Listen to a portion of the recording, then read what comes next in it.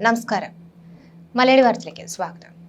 കൈമനത്ത് ആൾപ്പാർപ്പില്ലാത്ത പറമ്പിൽ മരിച്ച നിലയിൽ കണ്ടെത്തിയ സ്ത്രീയെ തിരിച്ചറിഞ്ഞു. കരിമം സ്വദേശി ഷീജയാണ് മരിച്ചത്. ബന്ധുവാണ് സ്ഥലത്തെത്തി മൃതദേഹം തിരിച്ചറിഞ്ഞത്. മരണത്തിൽ ദുരൂഹത ഉണ്ടെന്നാണ് ബന്ധുവായ സുരേഷ് ആരോപിക്കുന്നത്. ഷീജ തിരുവനന്തപുരം മെഡിക്കൽ കോളേജിനടുത്ത് സുഹൃത്തായ സജികുമാറിനൊപ്പമാണ് താമസിച്ചിരുന്നത്. ഇരുവരും തമ്മിൽ പ്രശ്നങ്ങൾ ഉണ്ടായിരുന്നതായും ബന്ധു ആരോപിച്ചു. കഴിഞ്ഞ ദിവസം രാത്രിയാണ് പ്രദേശവാസികൾ മൃതദേഹം കണ്ടെത്തിയത്. സജിയുടെ വീടിന് സമീപത്തുള്ള ആൾപ്പാർപ്പില്ലാത്ത പറമ്പിലാണ് കത്തിക്കരിഞ്ഞ നിലയിൽ മൃതദേഹം കണ്ടെത്തിയത്. പോലീസ് സംഘം സ്ഥലത്തെത്തി അന്വേഷണം ആരംഭിച്ചിരുന്നു. ഷീജയുടെ സുഹൃത്ത് സജിയെ കരമന പോലീസ് പിന്നീട് കസ്റ്റഡിയിലെടുത്തു. സജിയോടൊപ്പമായിരുന്നു ഷീജ താമസിച്ചിരുന്നത്. ഷീജയെ 2 ദിവസത്തിനു മുൻപാണ് അവസാനമായി കണ്ടതെന്നും ഈ ബന്ധത്തിൽ ബന്ധുക്കൾക്ക് എതിർപ്പുണ്ടായിരുന്നുവെന്ന് പറയുന്നുണ്ട്. ഇരുവരും തമ്മിൽ പ്രശ്നങ്ങൾ ഉണ്ടായിരുന്നതായി ബന്ധുക്കൾ പറയുന്നു. മുൻപ് ഷീജയെ സജി ക്രൂരമായി മർദ്ദിച്ചിരുന്നതായി ബന്ധുവായ സുരേഷ് മാധ്യമങ്ങളോട് പ്രതികരിച്ചു. സജി ക്രിമിനൽ പശ്ചാത്തലമുള്ള ആളാണെന്നും ബന്ധു ആരോപിക്കുന്നുണ്ട്. ഈ സജിയെ വീടിന് സമീപത്തു നിന്നാണ് പോലീസ് കസ്റ്റഡിയിലെടുത്തത്. ഇയാളെ വിശദമായി ചോദ്യം ചെയ്യുമെന്ന് പോലീസ് അറിയിച്ചിട്ടുണ്ട്. രാത്രി 10 മണിയോടെ നിലവിളി ശബ്ദം കേട്ടുവെന്നും ഓടിയെത്തിയപ്പോൾ കത്തിക്കരിഞ്ഞ മൃതദേഹമാണ് കണ്ടതെന്നുമാണ് പ്രദേശവാസികൾ പറഞ്ഞത്. ഒരു സ്ത്രീയുടെ കരച്ചിൽ കേട്ടു, തീ കത്തുന്നത് കണ്ടുവെന്നും അയൽവാസി പറഞ്ഞു. തുടർന്ന് സമീപവാസികൾ നടത്തിയ അന്വേഷണത്തിൽ മൃതദേഹം കണ്ടെത്തി. പൂർണ്ണമായും കത്തിക്കരിഞ്ഞ നിലയിലായിരുന്നു മൃതദേഹം. അതുകൊണ്ട് തുടക്കത്തിൽ ആളെ തിരിച്ചറിയാൻ കഴിഞ്ഞില്ല. ഇവർക്കൊരു യുവാവുമായി പ്രണയം ഉണ്ടായിരുന്നുവെന്നും അവർ തമ്മിൽ ഇക്കാര്യം പറഞ്ഞ് വഴക്ക് പതിവായിരുന്നുവെന്നും ബന്ധു പറയുന്നുണ്ട്. സംഭവത്തിൽ ദുരൂഹത ഉണ്ടെന്നും ബന്ധുക്കൾ ആരോപിച്ചു. പോലീസ് സംഘം സ്ഥലത്തെത്തി അന്വേഷണം ആരംഭിച്ചു. സമീപത്തെ CCTV ക്യാമറകളൊക്കെ പോലീസ് പരിശോധിച്ചുകൊണ്ടിരിക്കുകയാണ്. അമൃതാനന്ദമയി ആശ്രമത്തിന്റെ ഉടമസ്ഥതയിലുള്ള സ്ഥലത്താണ് ഈ മരിച്ച നിലയിൽ വീട്ടമ്മയെ കണ്ടെത്തിയിരിക്കുന്നത്. ഇതിന് ചുറ്റും നിരവധി വീടുകളുണ്ട്. എന്നാൽ എന്താണ് സംഭവിച്ചതെന്ന് അറിയില്ലെന്നാണ് നാട്ടുകാരുടെ പ്രതികരണം. ചോദ്യം ചെയ്യലിൽ കൂടുതൽ കാര്യങ്ങൾ വ്യക്തമാകുമെന്നാണ് പോലീസ് പറയുന്നത്.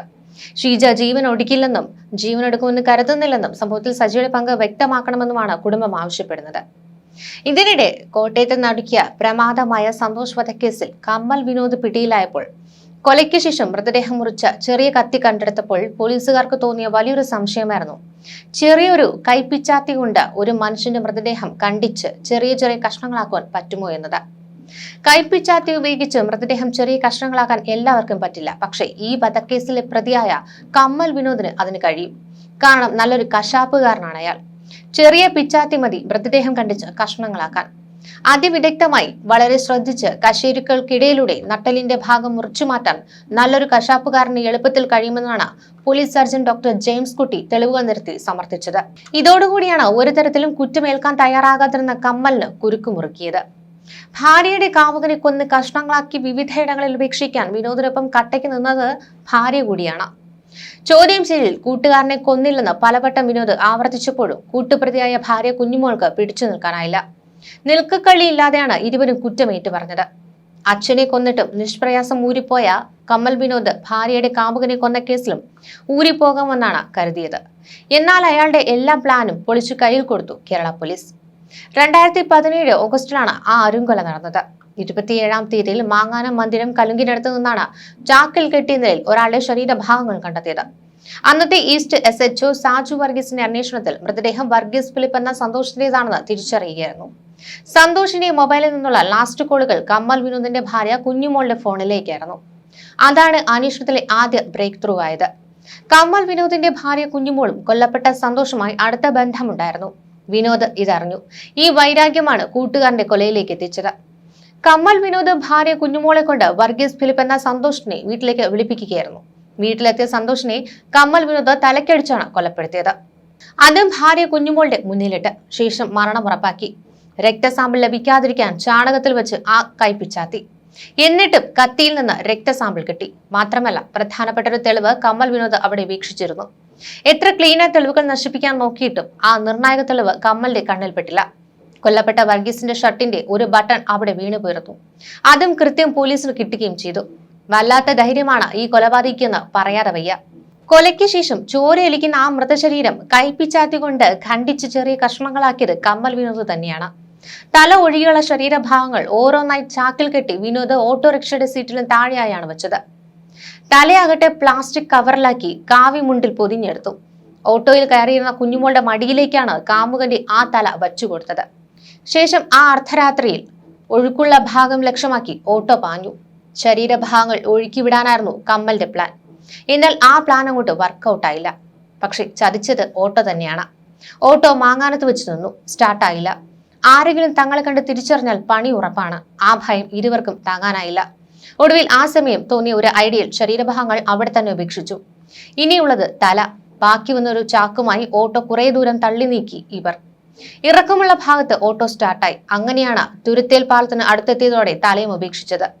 ശരീരഭാഗങ്ങൾ കളഞ്ഞതോടെ ധൈര്യമായി. പിന്നീട് ഓട്ടോറിക്ഷയുമായി നേരെ കൊല്ലാട് ഭാഗത്തേക്ക്. അവിടെ കൊണ്ടുപോയി ഓട്ടോ കഴുകി വൃത്തിയാക്കി. ശേഷം നേരെ കൊല നടത്തിയ വീട്ടിലേക്ക് പോയി. ഇനി തെളിവ് നശിപ്പിക്കണം. അങ്ങനെ ഇരുവരും വീട്ടിലെത്തി രക്തക്കറ തുടച്ച് വൃത്തിയാക്കി. വിനോദ് ഭീഷണിപ്പെടുത്തിയതുകൊണ്ടാണ് സന്തോഷിനെ വീട്ടിലേക്ക് വിളിച്ചു വരുത്തിയതെന്നായിരുന്നു കുഞ്ഞുമോളുടെ മൊഴി. ആ ഓട്ടോ കേടായതാണ് അന്വേഷണത്തിൽ നിർണായകമായത്. നേരിട്ട് സാക്ഷികളില്ലാത്തതിനാൽ ഊരിപ്പോകാമെന്നായിരുന്നു കമ്മലിന്റെ ഉള്ളി. എന്നാൽ പോലീസ് ശേഖരിച്ച ശാസ്ത്രീയ തെളിവുകളെല്ലാം ഇരുവർക്കും എതിരായി മാറി. മറ്റു സാക്ഷികളെ ഭീഷണിപ്പെടുത്തി തനിക്ക് അനുകൂലമാക്കാനും ഈ ഇരുവരും നോക്കിയിരുന്നു. പ്രോസിക്യൂഷന്റെയും പോലീസിന്റെയും കൃത്യമായ ഇടപെടലാണ് വിനോദിനും ഭാര്യ കുഞ്ഞുമോൾക്കും അഴിയുറപ്പാക്കിയത്. കമ്മൽ വിനോദിന്റെ നിർദ്ദേശപ്രകാരം കുഞ്ഞുമോൾ വിളിക്കുമ്പോൾ ആദ്യം ഫോൺ എടുത്തത് സന്തോഷായിരുന്നില്ല, ഇയാളുടെ അച്ഛനായിരുന്നു. പിന്നീട് സന്തോഷ് കുഞ്ഞുമോൾ കഴിയുന്ന മീനടുത്ത് വീട് വരെ വരുന്നതും മൂവരുടെയും ടവർ ലൊക്കേഷൻ ഒരേ ഇടത്ത് ഇല്ലാതാകുന്നതും അന്വേഷണത്തിൽ നിർണായകമായി. സ്വന്തം അച്ഛന് വീട്ടിൽ വെച്ച് കമ്മൽ വിനോദ് ചവിട്ടിക്കൊന്ന കേസിൽ ഭാര്യ കുഞ്ഞുമോളും മക്കളുമായിരുന്നു സാക്ഷികൾ. പക്ഷെ ഇരുവരും വിനോദിനായി കോടതിയിൽ കൂറുമാറി. മറ്റു ശാസ്ത്രീയ തെളിവുകളുടെ അഭാവത്തിലാണ് കമ്മൽ അന്ന് രക്ഷപ്പെട്ടത്. അതേപോലെ സാക്ഷികളെ മാറ്റിയാൽ ഈ കൊലയിൽ നിന്നും രക്ഷപ്പെടാമെന്ന ഉറച്ച വിശ്വാസത്തിലായിരുന്നു വിനോദ്.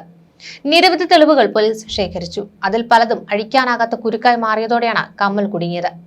ഭിത്തിയിലും തറയിൽ നിന്ന് തുടച്ചു മാറ്റിയെങ്കിലും രക്തത്തുള്ളികളുടെ തെളിവ് ആ വീട്ടിൽ നിന്ന് കണ്ടെത്തിയത് പ്രതികളെ കുടുക്കുന്നതിൽ നിർണായകമായി. സന്തോഷിന്റെ പല്ല്, തലയൊട്ടിയുടെ ഭാഗം, തലമുടി എന്നിവയുടെ DNA ഫലം, പോസ്റ്റ്മോർട്ടം ചെയ്ത പോലീസ് സർജൻ ഡോക്ടർ ജെയിംസ് കുട്ടിയുടെ മൊഴി എന്നിവയെല്ലാം കമ്മൽ വിനോദിനും കുഞ്ഞുമോൾക്കും കുരുക്കുമുറുക്കി. സിറ്റിംഗിന് 1 ലക്ഷം രൂപ വരെ വാങ്ങുന്ന പ്രമുഖ അഭിഭാഷകനാണ് കമ്മൽ വിനോദിനും ഭാര്യ കുഞ്ഞുമോൾക്കുമായി കോടതിയിൽ ഹാജരായത്. സാക്ഷികളെ മദ്യവും പണവും നൽകി ഒപ്പം നിർത്താനും വിനോദ് ശ്രമിച്ചു. ഈ കേസ് നടത്താൻ ഇത്രയും പണം കമ്മൽ വിനോദിന് എവിടെ നിന്ന് ലഭിച്ചു എന്ന ചോദ്യം ഇപ്പോഴും ചോദ്യമായി തന്നെ അവശേഷിക്കുകയാണ്. ഭാര്യയുടെ കാമുകനെ കൊലപ്പെടുത്തുക, ആ മൃതദേഹം പിച്ചാത്തിക്ക് മുറിച്ച് കഷ്ണങ്ങളാക്കി ഓട്ടോയിൽ കറങ്ങി പലയിടങ്ങളിൽ ഉപേക്ഷിക്കുക, തെളിവ് നശിപ്പിക്കുക തുടങ്ങി എല്ലാം കോടതി തെളിഞ്ഞു. കമ്മൽ വിനോദിനും കുഞ്ഞുമോൾക്കും ജീവപര്യന്തം തടവാണ് കോടതി വിധിച്ചത്. അതിനു പുറമെ തെളിവ് നശിപ്പിച്ച കുറ്റത്തിന് കമ്മൽ വിനോദിന് 5 വർഷം, കുഞ്ഞുമോൾക്ക് 2 വർഷം അധിക തടവും ശിക്ഷയുമുണ്ട്. 5 വർഷത്തെ ശിക്ഷ അനുഭവിച്ച ശേഷം വേണം കമ്മൽ വിനോദ് ജീവപര്യന്തം ശിക്ഷ അനുഭവിക്കാൻ. കുഞ്ഞുമോൾ 2 ശിക്ഷയും ഒരുമിച്ച് അനുഭവിക്കണം. ഇരുവരും 5 ലക്ഷം രൂപ പിഴയും നൽകണം. എങ്ങനെ നോക്കിയാലും പോലീസിന്റെ കുറ്റമറ്റ അന്വേഷണമാണ് ഈ കൊലക്കേസിലെ നിർണായക വഴിത്തിരിവായത്. ന്യൂസ് ഡെസ്ക് മലയാളി വാർത്ത.